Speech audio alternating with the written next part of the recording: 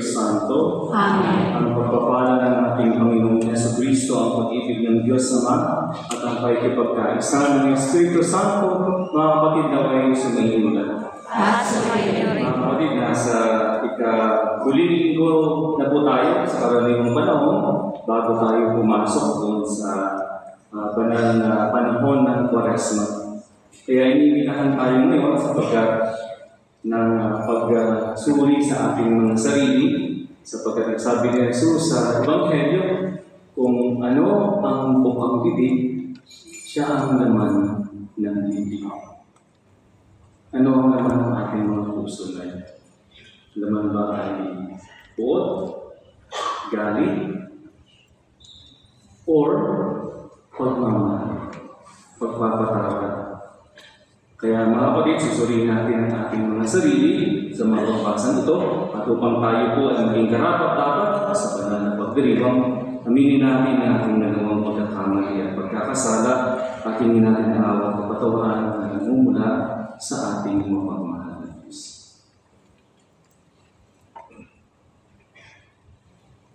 Lahat po tayo, inaamin ko sa mga Panginoon ng Diyos at sa inyo mga na lupa ang magkasala sa isip, sa iba, at sa sawa, at sa aking pagkukulang. Kaya sinasama ko sa mga ng Birhen Maria, sa lahat ng mga anghel at mga banal, at sa inyo mga kapatid na pagkukulang sa Panginoon ating Diyos.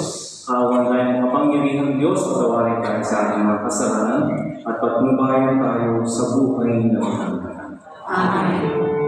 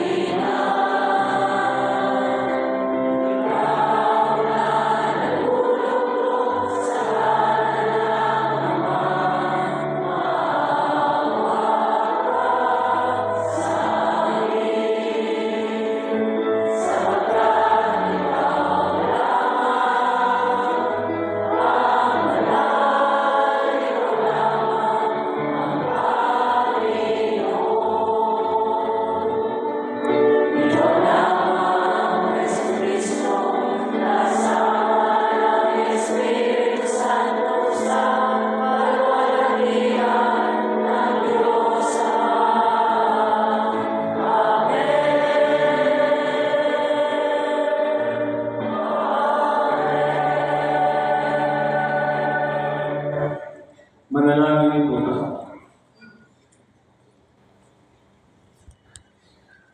Ama naming makapangyarihan, ipatuloy po ninyong maitaguyod ang sanlibutan sa matiwasay na pag-iral ayon sa inyong layunin para sa aming kapakanan, sa pagsamba sa inyo na may panatag na kalooban.